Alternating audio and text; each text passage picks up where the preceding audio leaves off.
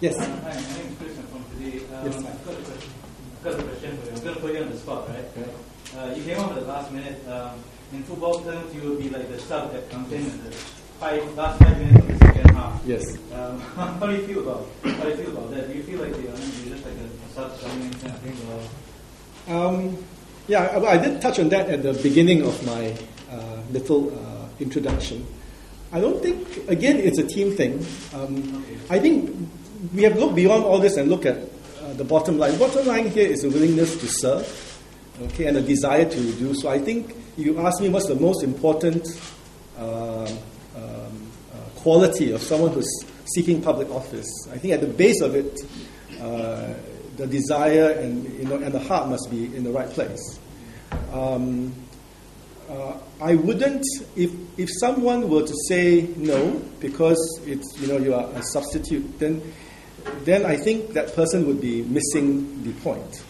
And although I would say as an aside that this is not quite a situation when you're talking about substitutes and so on, but I would just say to that the key thing here is that the job has to be done, and if you feel that the job needs to be done and you're asked to step up to the plate and do that job, then you should do it. And going back to the football analogy, it doesn't mean that someone who's come in at the 70th or the 60th minute is necessarily any less valued than someone who comes in from the beginning. If you're a sports fan, I think you would understand that analogy as well. Yeah, and you score goals as well. I have a question. Yes. Hi. You mentioned that you've done some work in alternate Hong Kong, right? Yes. Can you elaborate on exactly what kind of work you have done? And also, do you think this work, makes you prepared to address the challenges in Tanjung Pinang by the residents? Yes. So my work there, essentially, I've sort of shadowed or understudied Mr. Yeo Guat Kwang, who is really an excellent advisor and member of Parliament, and I've learned a lot from him. And I'd like to put on record that I'm really grateful to him, and I've seen how well he's treated his residents and the outpouring of. It's the same thing that Mr. Bay, who was the last advisor here.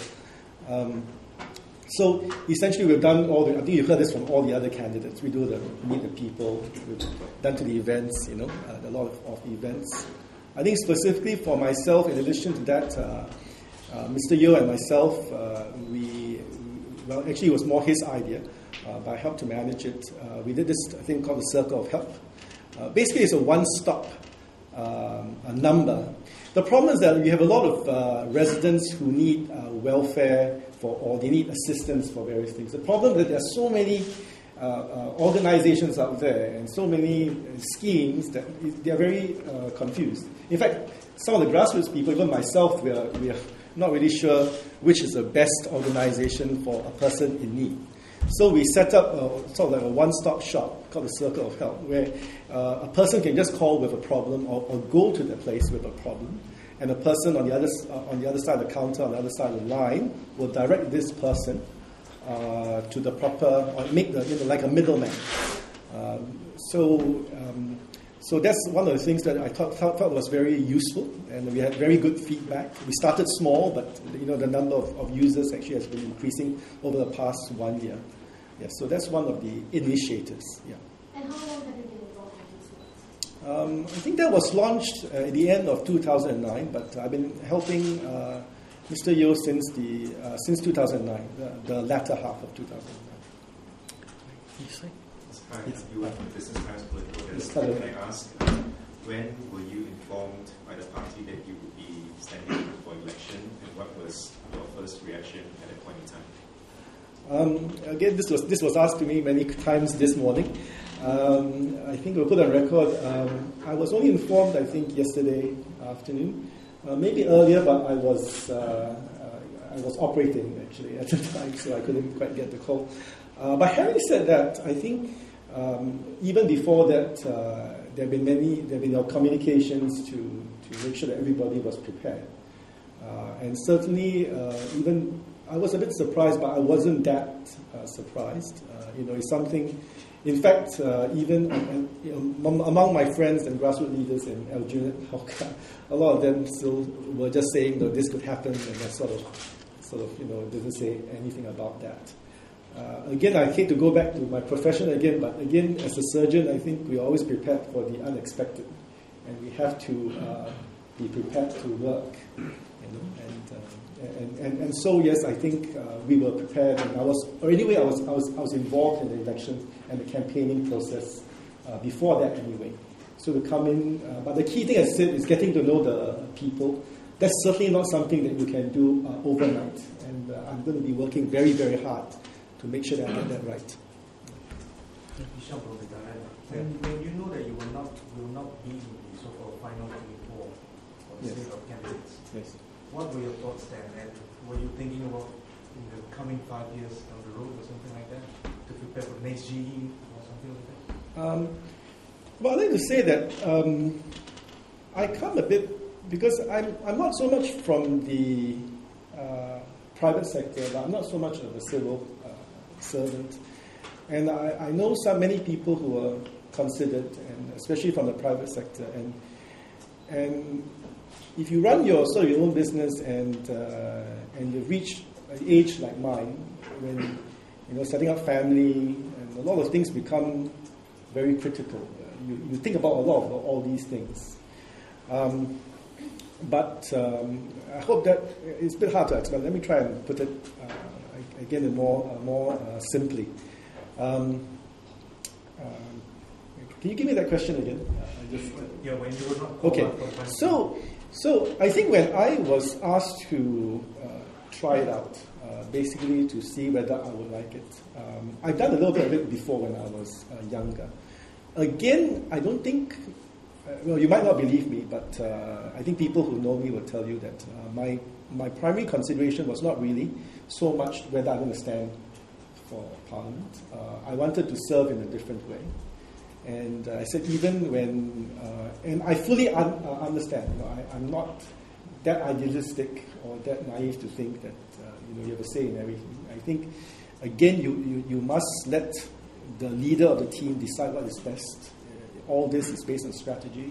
It's for the good of the party. It's for the good of Singapore, and that should be paramount. Okay, no one person is above everything.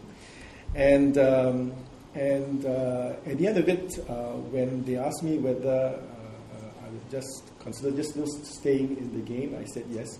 And even when that happened, I was still helping out.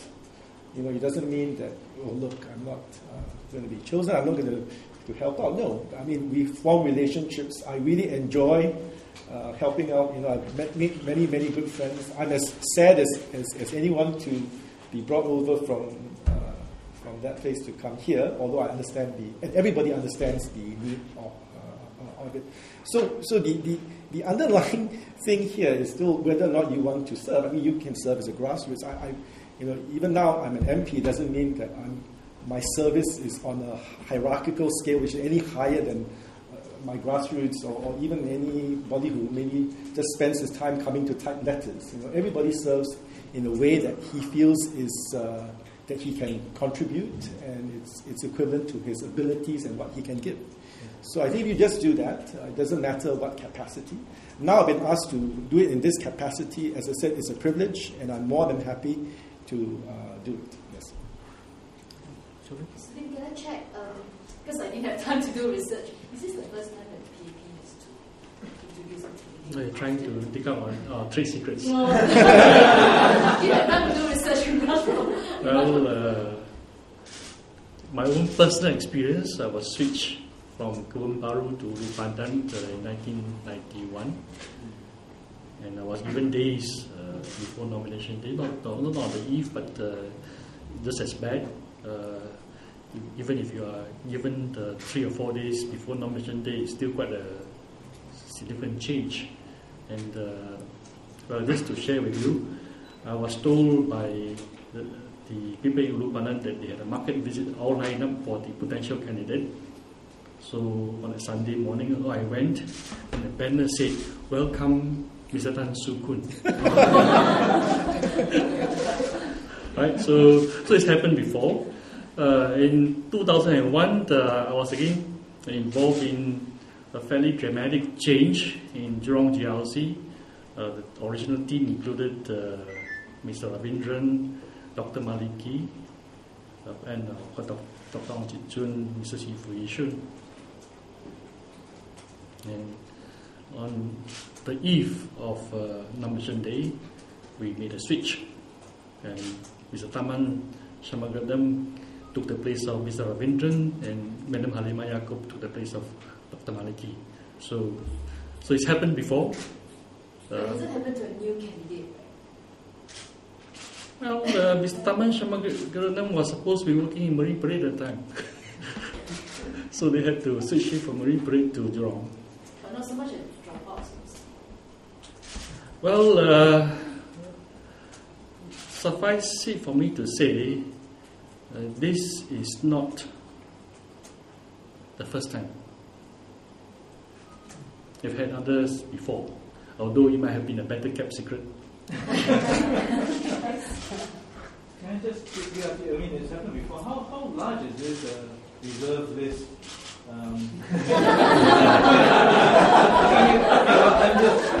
Now you're really getting the trade secrets. Okay, we have enough. Let's say that we have enough. Taking your football analogy, we do have reserves. We have reserves on our list. And who decides actually, like who goes where? I mean, finally, the Prime Minister decides. Oh, I see. Okay. I mean, He will get the leader of the team is the one who finally makes the decision. Okay. Mr. Lim, since yesterday, have you spoken to Mr. Steve Tan, and what are your thoughts on his stepping down from the... No, I've not personally spoken to him. Others have.